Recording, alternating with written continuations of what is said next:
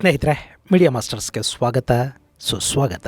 ಗೆಳೆಯರೆ, ನಾವು ಅಮೆರಿಕಾದಲ್ಲಿ ಏನಾಗ್ತಾ ಇದೆ, ರಷ್ಯಾ ಅಮೆರಿಕಾಗಳ ನಡುವೆ ನಡೀತಿರೋ ಗೇಮ್ ಏನು, ಭಾರತ ಅಮೆರಿಕ ನಡುವಿನ ಟ್ರೇಡ್ ಡೀಲು, ಬಾಂಗ್ಲಾದ ಚುನಾವಣೆಗಳು, ಹೀಗೆ ನಾನಾ ವಿಷಯಗಳಲ್ಲಿ ಬ್ಯುಸಿಯಾಗಿರುವಾಗ ಪಾಕಿಸ್ತಾನದಲ್ಲಿನ ದುರಂಧರರು ತಮ್ಮ ಕೆಲಸವನ್ನು ಯಥಾ ಪ್ರಕಾರ ಮುಂದುವರಿಸ್ತಾ ಹೋಗ್ತಾ ಇದ್ದಾರೆ. ಅಲ್ಲಿನ ಪೇಶಾವರದಲ್ಲಿ ಭಾರತಕ್ಕೆ ಬೇಕಾಗಿದ್ದ ಮೋಸ್ಟ್ ವಾಂಟೆಡ್ ಉಗ್ರನಿಗೆ ಹೂರು ಟಿಕೆಟ್ ಕೊಡಲಾಗಿದೆ.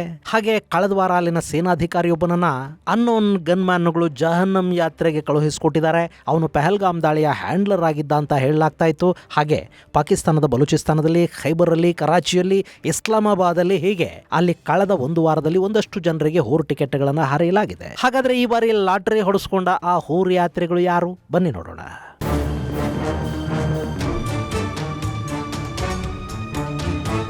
ಗೆಳೆಯರೆ, ಪಾಕಿಸ್ತಾನದಲ್ಲಿ ಪರಿಸ್ಥಿತಿ ಹಾಗೇ ಇದೆ. ಅಲ್ಲಿನ ಬಲೂಚ್ ಲಿಬರೇಷನ್ ಆರ್ಮಿ ಪಾಕಿ ಸೇನೆಯನ್ನ ಕಂಡ ಕಡೆ ಕೊಂದು ಹಾಕ್ತಾ ಇದ್ರೆ, ಗ್ವಾದಾರ್, ಕ್ವೆಟಾ ಮುಂತಾದ ಕಡೆಗಳಲ್ಲಿ ಬಿಎಲ್ಎ ಜೊತೆ ಸಂಬಂಧ ಇರೋರು, ಬಿಎಲ್ಎ ನಾಯಕರುಗಳ ಮನೆಗಳನ್ನ ಟಾರ್ಗೆಟ್ ಮಾಡಿಕೊಂಡು ಪಾಕಿಸ್ತಾನಿ ಸೇನೆ ಕಾರ್ಯಾಚರಣೆಯನ್ನು ಮಾಡ್ತಾ ಇದೆ. ಗೆಳೆಯರೆ, ಅಲ್ಲಿ ಕೂಡ ಬಡ್ಡಿ ಮಕ್ಕಳಿಗೆ ಹೊಸ ಐಡಿಯಾಗಳೇನು ಬರ್ತಾ ಇಲ್ಲ.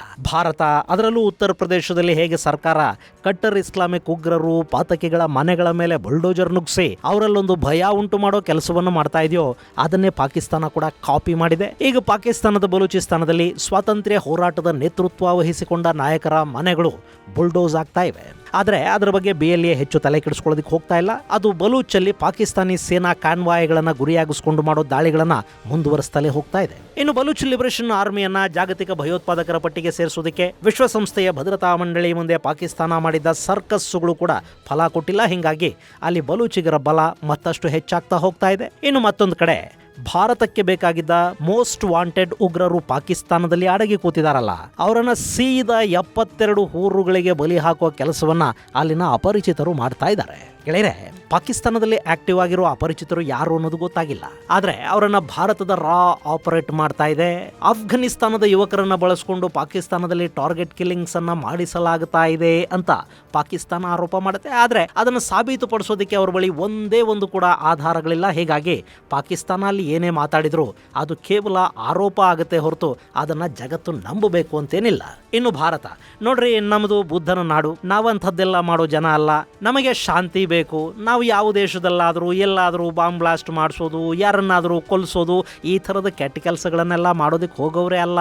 ನಮ್ಮಲ್ಲಿ ನಡೆಯೋ ಸ್ಫೋಟಗಳನ್ನೇ ಬಹಳಷ್ಟು ಬಾರಿ ನಮಗೆ ತಡೆಯೋದಕ್ಕೆ ಸಾಧ್ಯ ಆಗೋದಿಲ್ಲ. ಹೀಗಿರುವಾಗ ಬೇರೆ ಕಡೆ ನಾವೇನು ಮಾಡಿಸ್ತೀವಿ? ಇಂಥದ್ದನ್ನೆಲ್ಲ ಪಾಕಿಸ್ತಾನ ಮಾಡುತ್ತೆ ಹೊರತು ಭಾರತ ಹಾಗೆಲ್ಲ ಮಾಡೋದಕ್ಕೆ ಸಾಧ್ಯ ಇಲ್ಲ. ಸೊ ಪಾಕಿಸ್ತಾನ ಏನೇ ಭಾರತದ ವಿರುದ್ಧ ಮಾತಾಡಿದ್ರು ಅದಕ್ಕೆ ಸೂಕ್ತ ಸಾಕ್ಷಿ ಆಧಾರಗಳನ್ನು ಕೊಡದೇ ಇದ್ರೆ ಜಗತ್ತು ಯಾವ ಆರೋಪಗಳನ್ನು ಹಾಗೆ ನಂಬೋದಕ್ಕೆ ಸಾಧ್ಯ ಆಗೋದಿಲ್ಲ. ಹೀಗಾಗಿ ಅಲ್ಲಿ ಯಾರು ಆಪರೇಟ್ ಮಾಡ್ತಾ ಇದ್ದಾರೆ, ಯಾಕೆ ಆ ಜನತ್ತಲ್ಲಿ ಅಷ್ಟೊಂದು ನುಗ್ಗಲು ಉಂಟಾಗೋ ಹಾಗೆ 72 ಹೂರುಗಳನ್ನ ಯಾರ್ಯಾರಿಗೆ ಕೊಡೋದು ಅಂತ ಗೊತ್ತಾಗದೆ ಅಲ್ಲಿನ ಸಿಬ್ಬಂದಿ ಕನ್ಫ್ಯೂಸ್ ಆಗೋಷ್ಟು ಅಲ್ಲಿ ಟಿಕೆಟ್ಗಳನ್ನ ಹರಿತಿದಾರೋ ಗೊತ್ತಾಗ್ತಾ ಇಲ್ಲ.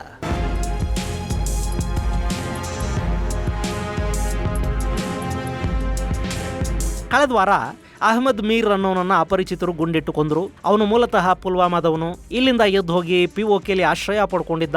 ಆನಂತರ ಅಲ್ಲಿಂದ ಇಸ್ಲಾಮಾಬಾದಿಗೆ ಹೋದ. ಹಿಜ್ಬುಲ್ ಮುಜಾಹಿದೀನ್ ಸಂಘಟನೆಯ ಹಿರಿಯ ನಾಯಕ ಅಂತ ಗುರುತಿಸ್ಕೊಂಡಿದ್ದ.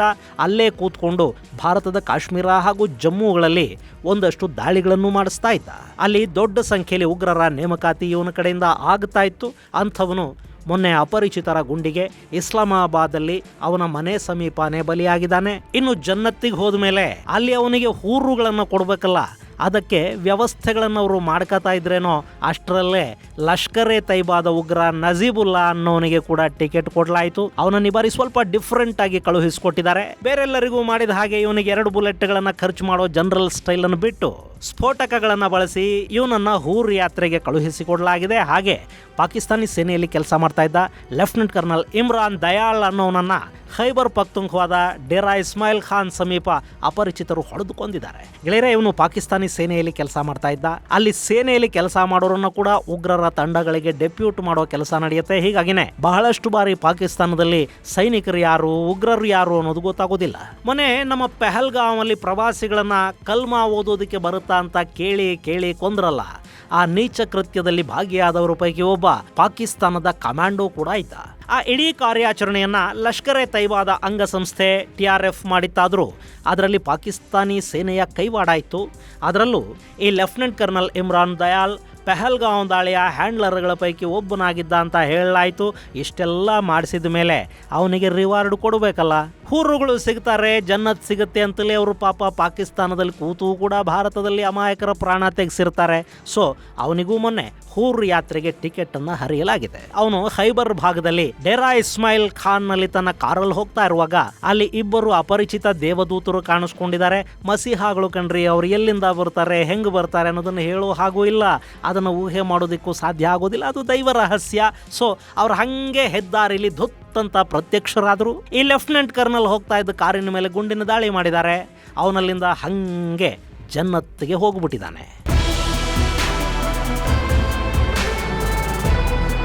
ಗೆಳೆಯರೆ, ಇದೆಲ್ಲ ಕೂಡ ಕಳೆದ ವಾರದ ಅಕೌಂಟು. ಆದರೆ ಈ ವಾರ ಕೂಡ ಅಲ್ಲೊಂದಷ್ಟು ಟಿಕೆಟ್ಗಳನ್ನು ಇಶ್ಯೂ ಮಾಡಲಾಗಿದೆ. ಅದರಲ್ಲಿ ಮೊಹಮ್ಮದ್ ಕಾಸಿಂ ಗುಜ್ಜರ್ಗೆ ಈ ಬಾರಿ ಟಿಕೆಟ್ ಸಿಕ್ಕಿದೆ.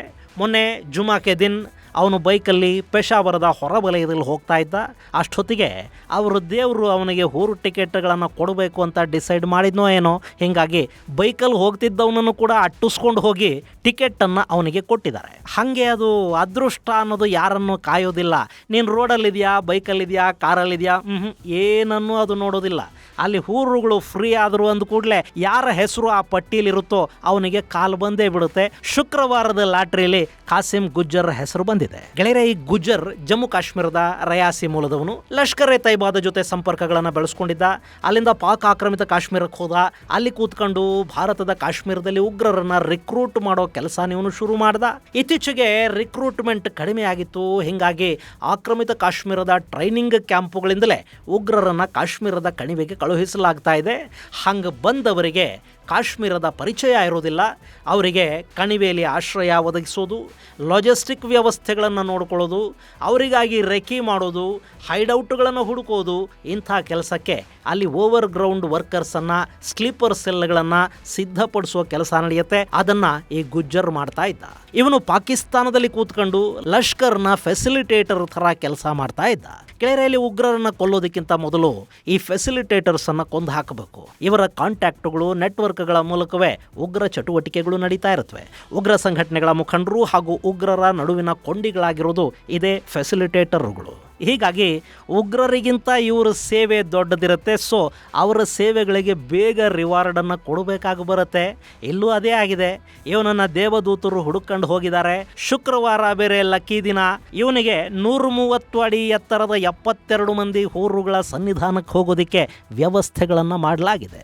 ಇನ್ನು ಅಲ್ಲಿ ದುರಂಧರರು ಯಾರು ಗೊತ್ತಿಲ್ಲ. ಅಂತೂ ಪಾಪ ಪಾಕಿಸ್ತಾನವನ್ನ ಕ್ಲೀನ್ ಮಾಡೋ ಕೆಲಸದಲ್ಲಿ ಅವರು ತಮ್ಮನ್ನು ತಾವು ತೊಡಗಿಸ್ಕೊಂಡಿದ್ದಾರೆ. ದೇವರ ಕೆಲಸನವರು ಮಾಡ್ತಾ ಇದ್ದಾರೆ. ಆ ದೇವದೂತರಿಗೆ ಒಳ್ಳೇದಾಗ್ಲಿ. ಪಾಕಿಸ್ತಾನದಲ್ಲಿ ಹಿಂಗೆ ಹೋರ್ ಟಿಕೆಟ್ಗಳನ್ನು ಅವರು ಹರಿತಾ ಇರಲಿ. ಮುಂದಿನ ಸಂಚಿಕೆಯಲ್ಲಿ ನಾವು ಮತ್ತಷ್ಟು ವಿಶೇಷಗಳ ಜೊತೆ ಮತ್ತೆ ಭೇಟಿಯಾಗೋಣ. ಅಲ್ಲಿವರೆಗೆ ಜೈ ಹಿಂದ್, ಜೈ ಕರ್ನಾಟಕ.